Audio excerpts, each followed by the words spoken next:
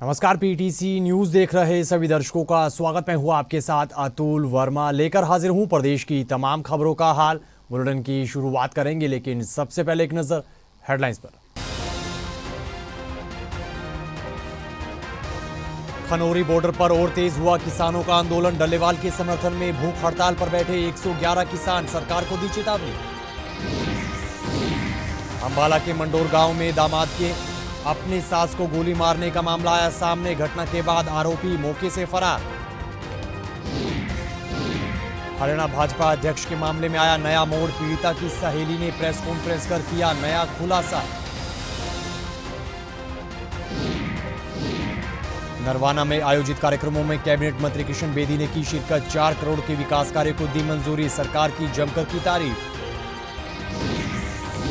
और हरियाणा सिख गुरुद्वारा कमेटी के चुनाव को लेकर जोर आजमाइश। पंथक दल के उम्मीदवार के समर्थन में दिल्ली गुरुद्वारा कमेटी के पूर्व प्रधान ने की वोट अपील।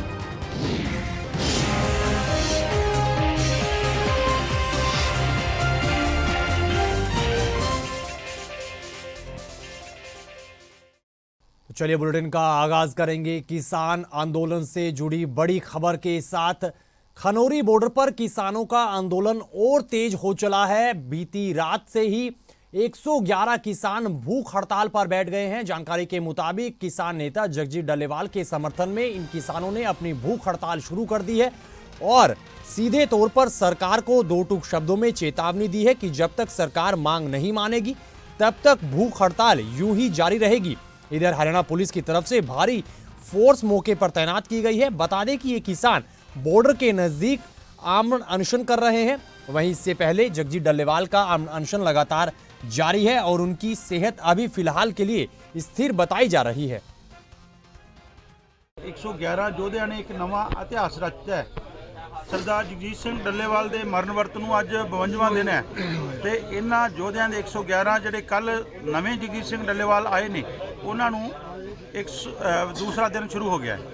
ਸਾਡਾ 111 ਦਾ ਜਥਾ ਇਹ ਸਰਦਾਰ ਸੁਖਜੀਤ ਸਿੰਘ ਹਰਦੋ ਝੰਡੇ ਜੀ ਜਿਹੜੇ 26 ਨਵੰਬਰ ਨੂੰ ਜਿਨ੍ਹਾਂ ਨੇ ਮੋਰਚੇ ਨੂੰ ਸੰਭਾਲਿਆ ਸੀ ਉਹਨਾਂ ਦੀ ਅਗਵਾਈ ਦੇ ਵਿੱਚ ਇੱਥੇ ਆਇਆ ਹੈ ਤੇ ਅੱਜ ਸਵੇਰ ਦਾ ਸਮਾਂ ਇਹ ਯੋਧੇ ਦੇਖ ਲਓ ਰਾਤ ਦੇ ਕੱਲ ਦੇ ਜਦੋਂ ਬੈਠੇ ਸੀ ਕੱਲ ਦੇ ਡਟੇ ਹੋਏ ਨੇ ਤੇ ਹੁਣ ਜਿਹੜੇ ਹੈ ਕੱਲੇ ਪਾਣੀ ਤੇ ਕੱਲਾ ਪਾਣੀ ਪੀਣਾ ਹੈ, ਕੋਈ ਅਨਾਜ ਨਹੀਂ ਲੈਣਾ। ਤੇ ਅਸੀਂ ਫਿਰ ਤੋਂ ਕਹਿ ਦਈਏ ਜਿਹੜਾ ਇਹ ਦੇਸ਼ ਦਾ अन्नदाता जिन्होंने कहा जाता देश का ढिड भरदा दुनिया का ढिड भरदा है। अज आप उस अनाज तो वंचित रह के अपनियां मनिया हुई मंगां नूं MSP खरीद गारंटी कानून स्वामीनाथन आयोग के तहत फसलों के भाव कर्ज माफ़ी मनरेगा मजदूरी समेत 13 मंगां नूं मनाउण वास्ते अज ये योधे डटे हुए ने। ते देखना देश के हुक्मरानां ने देश की सरकार ने भी किन्ना क तसद्दद देने किन्ने तसीहे देने किसानां नूं। रात ਨੂੰ बरसात हो गई सी, बरसात ਦੇ ਵਿੱਚ ਵੀ फौरी तौर ਤੇ ਉੱਤੇ ਜਿਹੜਾ ਇਹ ਟੈਂਪਰੇਰੀ ਟੈਂਟ ਲਾਇਆ ਸੀ, फिर तरपालां पाईयां गईयां, लेकिन ये जोधे टस तो मस नहीं होए। खबर अंबाला से है। अंबाला के मंडोर गांव में एक दामाद द्वारा अपनी सास को गोली मारने का मामला सामने आया है। जानकारी के मुताबिक घटना के बाद आरोपी हथियार छोड़कर मौके से फरार हो गया। बताया जा रहा है कि दंपति के बीच शादी के बाद से विवाद चल रहा था, जिसके बाद आरोपी की पत्नी अपने मायके आकर रह रही थी और जब आरोपी दामाद पत्नी को लेने ससुराल पहुंचा तो पति पत्नी और सास में झगड़ा हो गया, जिसके बाद तैश में आकर आरोपी पति ने अपनी सास को गोली मार दी। वहीं गोली लगने से महिला घायल हुई है, जिन्हें इलाज के लिए अस्पताल में भर्ती करवाया गया है। फायरिंग मेरी माता का जानलेवा हमला किया गया है। कौन था, किसने किया और क्या वजह? मेरी सिस्टर का हस्बैंड था जी। क्या वजह थी, किस तरीके से वार किया? बस जी पहले भी बोलता था जी, हाँ जी मैं। कैसे हमला किया, क्या चलाया? पिस्टल से। कहाँ का रहने वाला? शादमपुर का है, पंजाब का, यहाँ शादापुर का। फिलहाल क्या कंडीशन है, कहाँ गोली लगी है? यहाँ लगी है इलाके में। फिलहाल पुलिस का क्या कुछ कहना है? हाँ जी कर रहे हैं, कह रहे जांच। मौके से फरार हो गया है या पकड़? हाँ जी फरार हो गया। क्या कुछ बरामद हुआ है वहाँ कुछ? जी पिस्टल है जी एक। आज हमारे पास सूचना मिली कि मंडोर गांव में गोली चली है। जो उस सूचना को लेकर हम SHO साहब और हम सारा स्टाफ सरकारी गाड़ी लेकर वहाँ मौके पर गए मंडोर गांव में। जो चेतन सिंह का मकान था और वहाँ पे पहुँचे। जो उसकी घरवाली और उसकी लड़की मौके पे मिली, जिसके दाहिने पट पर गोली लगी थी। और उसकी जो लड़की है मनप्रीत कौर, तो उसने भी बताया भी मेरी माता को जो है ना मेरे घरवाले ने गोली मारी है और गोली मार करके यहाँ से भाग गया है। और अभी भी गोली और गन हमारे ही उसमें पास पड़ी है। और उसने जब हमने मौका पर देखा तो वाकई ही वहाँ गन पड़ी थी और घायल जो उसकी मम्मी थी वहाँ पे मौजूद बैठी थी, जिसके चलते हमने वहाँ पे सारा सर्च किया और खोल और वो पिस्टल भी वहाँ से बरामद की। हरियाणा भाजपा अध्यक्ष के मामले में अब नया मोड़ आया है। मामले में पीड़िता की सहेली मीडिया के सामने आई है और उन्होंने पंचकुला में प्रेस कॉन्फ्रेंस करते हुए कई खुलासे किए हैं। इस दौरान उन्होंने क्या कुछ बताया है, सुनिए। हम गए थे 3 तारीख थी 7 जुलाई 2023। मैं थी, मेरी फ्रेंड थी और मैं उस टाइम मतलब फ्री थी थोड़ा सा काम से, तो उन्होंने कहा कि चलो घूमने चलते हैं, मेरी दोस्त ने। तो वो गई थी और साथ में उनके बॉस थे। तो हम कसौली गए थे घूमने के लिए नॉर्मली। और जिस दिन हम पहुंचे उस दिन हम घूमे फिरे थोड़ा बहुत, और फिर जिनका नाम उसमें लिखा गया है रॉकी मित्तल, वो हमें नॉर्मली मिले थे वहाँ पे, क्योंकि वो सिंगर थे। उनके भी काफ़ी सॉन्ग्स वगैरह हैं यूट्यूब पे, देशभक्ति के वो गाने गाते हैं, भजन वगैरह। तो वहाँ पे हमारी उनसे थोड़ी सी मुलाकात हुई थी, बातचीत हुई थी। उसके बाद में हमें नहीं पता, उनसे हमारी कोई बातचीत नहीं थी, कुछ नहीं था। और फिर मैं, मेरी दोस्त और उनके बॉस, हम एक ही साथ एक ही रूम में थे। सडनली मतलब मेरे पास ये सब चीज़ें आई कि मतलब उन्होंने कोई एक एफआईआर करी है कि जिसमें उसका रेप हुआ है। और कल जब मैंने ये सब चीज़ें सुनी है, क्योंकि कल ये सब फेसबुक वगैरह पे और दैनिक जागरण पे चीज़ें आने लगी थी, फिर मैं ये सब चीज़ें सुन के आई हूँ, यहाँ पे कसौली में आई हूँ कि मतलब ये जो भी चीज़ें फैलाई जा रही हैं ये सब बिल्कुल झूठ है। इधर नरवाना में कई कार्यक्रमों में प्रदेश के कैबिनेट मंत्री किशन बेदी ने शिरकत करते हुए नरवाना को कई सौगात देने का फैसला किया है। इस दौरान उन्होंने करीब 4 करोड़ रुपए के विकास कार्य को मंजूरी दी है। साथ ही नायब सैनी सरकार की जमकर तारीफ की। इस दौरान उन्होंने अन्य कई मुद्दों को लेकर भी अपनी प्रतिक्रिया दी है। मित्रों, मेरे को भी सौभाग्य मिला, जीवन में कभी सोचा नहीं था कि नरवाना में जाकर चुनाव लड़ूंगा और यहाँ से विधायक और मंत्री बनूंगा। ये भी किसी पीर फकीर, किसी बुजुर्ग का आशीर्वाद ही हो सकता है जो मैं आपकी शरण में आया और आपने मेरे को उठा के गले से लगा लिया। ये कोई ना कोई कृपा है किसी ना किसी पीर फकीर के मेरे ऊपर। एक तो दुनिया आई, दुनिया चली गई, कोई 25 दिन के अंदर विधायक नहीं बना करता, कोई मंत्री नहीं बना करता। ये भी कोई ना कोई प्रताप है, आप लोगों का आशीर्वाद है।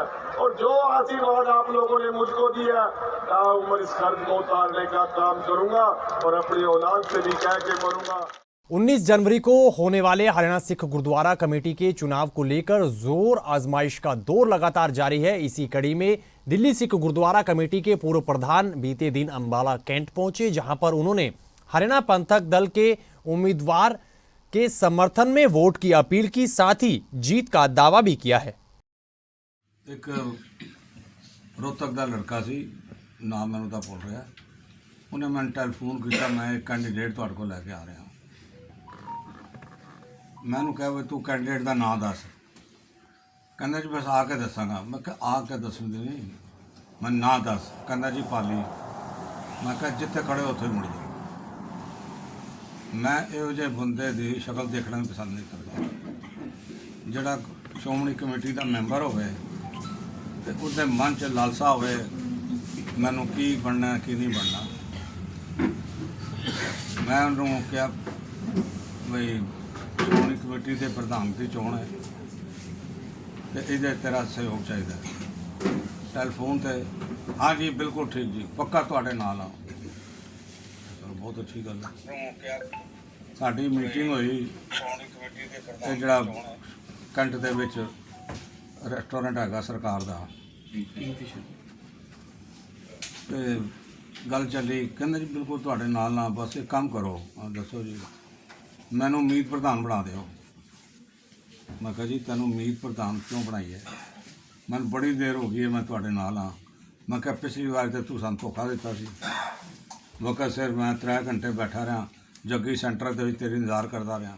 खबरों में आगे बढ़ेंगे, अगली खबर का जिक्र करेंगे। हरियाणा भाजपा अध्यक्ष के मामले पर हरियाणा के कैबिनेट मंत्री अनिल विज ने प्रतिक्रिया दी है। इस दौरान उन्होंने अरविंद केजरीवाल पर भी निशाना साधा है, साथ ही कई मुद्दों को लेकर कांग्रेस पर जमकर तंज भी कसा है। सुने। नहीं, आरोप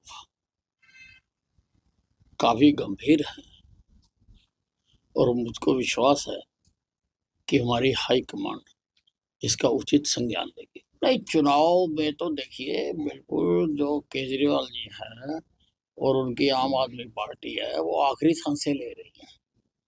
उनका चेहरे से मुरझाए हुए और लटके हुए चेहरे इसका साफ इशारा कर रहे हैं। तो चुनाव तो उनका खत्म है। नहीं, देखते हैं, सरकार पूरी निगाह रखे हुए इसके ऊपर। हमारे काबिल मुख्यमंत्री जी पूरी तरह से हर एक चीज़ की ध्यान रखे हुए हैं और जो आवश्यक होगा वो करेंगे भी। मनमोहन सिंह को, जिसको प्रधानमंत्री होते हुए भी बतौर प्रधानमंत्री काम नहीं करने दिया गया, और उनकी सारी शक्तियाँ, उनकी सारी विजडम, उनकी सारी बुद्धिमत्ता पर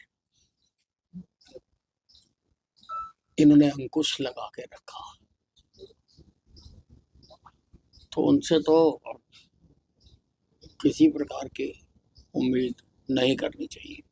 तो हरियाणा भाजपा अध्यक्ष के मामले को लेकर सियासत गर्मा गई है। इस पूरे मामले पर कांग्रेस सांसद दीपेंद्र सिंह हुड्डा ने सरकार को घेरने का काम किया है, भाजपा पर जमकर निशाना साधा है। रोहतक में प्रेस कॉन्फ्रेंस करते हुए कांग्रेस सांसद दीपेंद्र सिंह हुड्डा ने कहा कि ये पूरा मामला अब सबके सामने आ गया है और भाजपा की असलियत भी इसके साथ ही सामने आ गई है और यह मुद्दा नौकरी के बदले दुष्कर्म प्रकरण का लग रहा है। ऐसे में इस पूरे मामले की कड़ी जांच होनी चाहिए। जो बातें आ रही हैं निकल के, ऐसा प्रतीत होता है कि भारतीय जनता पार्टी के सिस्टम में बड़े स्तर पे इस प्रकार का मामला, जैसे कहा कि पहले भी इनके कुछ नेता इसमें आए और अब प्रदेश अध्यक्ष तक की बात पहुंच गई। सर, महिला का आरोप है नौकरी देने के बहाने और नौकरी के बदले दुष्कर्म, नौकरी के बदले दुष्कर्म प्रकरण, ये नौकरी के बदले दुष्कर्म प्रकरण है और बड़े स्तर पर दिखाई दे रहा है कि ये कहीं ना कहीं ये कोई ऐसा जो बातें आ रही हैं, जो निकल के आ रही हैं, तो इस बात पे जांच होनी चाहिए किस किस को पता था और कौन कौन बचाने में था और कौन कौन साथ था, और क्या ये इसकी जानकारी के बाद उनकी टिकट काटी गई थी, मगर टिकट काटने के बावजूद प्रदेश अध्यक्ष के रूप में उनको जिम्मेदारी, आज भाजपा का अभियान चल रहा था, मेंबरशिप अभियान, उन प्रदेश अध्यक्ष मोहन भड़ोली जी के नेतृत्व में जिन लोगों ने उस अभियान में मेंबरशिप ली होगी, वो आज अब क्या सोचते, अपने आप को कितना ठगा हुआ मान रहे होंगे। इधर 7 फरवरी को प्रदेश के मुख्यमंत्री नायब सिंह सैनी प्रयागराज महाकुंभ में जाएंगे और आस्था की डुबकी लगाएंगे। इस दौरान उनके साथ प्रदेश के तमाम कैबिनेट मंत्री और विधायक भी मौजूद रहेंगे। ये जानकारी प्रदेश के कैबिनेट मंत्री रणबीर गंगवा ने दी है। इस दौरान लापरवाही के मामलों पर मंत्री रणबीर गंगवा ने कहा कि नायब सैनी सरकार के 100 दिनों का कार्यकाल पूरा होने जा रहा है और मुख्यमंत्री और हमारा मकसद लोगों तक सरकार की योजनाओं को सरल तरीके से पहुंचाना है। काम में कोताही बरतने वाले कर्मचारियों और अधिकारियों पर पहले दिन से ही कार्रवाई की जा रही है।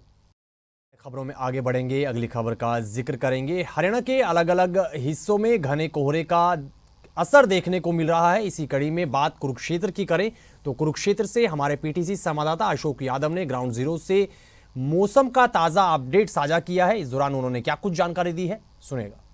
हरियाणा प्रदेश में लगातार कोहरा बढ़ता जा रहा है और विजिबिलिटी इतनी कम हो चुकी है कि आने जाने वाले लोगों को और वाहनों को भारी दिक्कतों और परेशानियों का सामना करना पड़ रहा है। लगातार कोहरे की वजह से जो बुजुर्ग हैं वो घरों में दुबकने को मजबूर हैं और छोटे बच्चे घरों पर हैं। कहीं ना कहीं अलाव का सहारा लिया जा रहा है और डॉक्टर भी कह रहे हैं कि अगर कोई ज़रूरी काम हो तभी आप घर से बाहर निकलें, वरना ये ठंड इतनी खतरनाक है कि धीरे लगातार अटैक जैसी समस्याओं का सामना भी करना पड़ रहा है। अस्पतालों में लगातार ठंड की वजह से मरीजों की संख्या बढ़ रही है और लगातार ठंड बढ़ रही है, विजिबिलिटी कम होती जा रही है। तो कहीं ना कहीं हरियाणा प्रदेश की स्कूलों में यानी कि 15 तारीख तक की छुट्टियां भी घोषित की हुई हैं और मौसम विभाग कह रहा है कि थोड़े दिनों बाद यानी कि 1-2 दिन बाद भारी ओलावृष्टि हो सकती है और लगातार कोहरे की मार से लोगों को अभी कोई निजात नहीं मिलेगी। लगातार जो कोहरा पड़ रहा है कहीं ना कहीं जनजीवन अस्त-व्यस्त हो गया है और आने जाने वाले लोगों को भारी दिक्कतों और परेशानियों का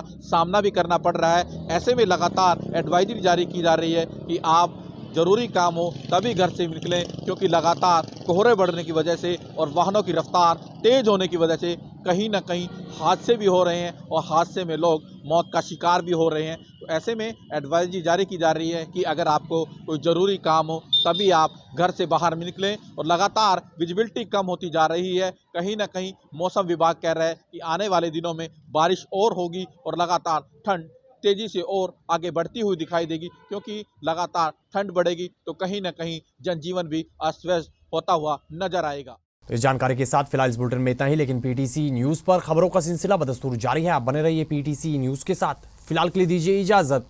नमस्कार।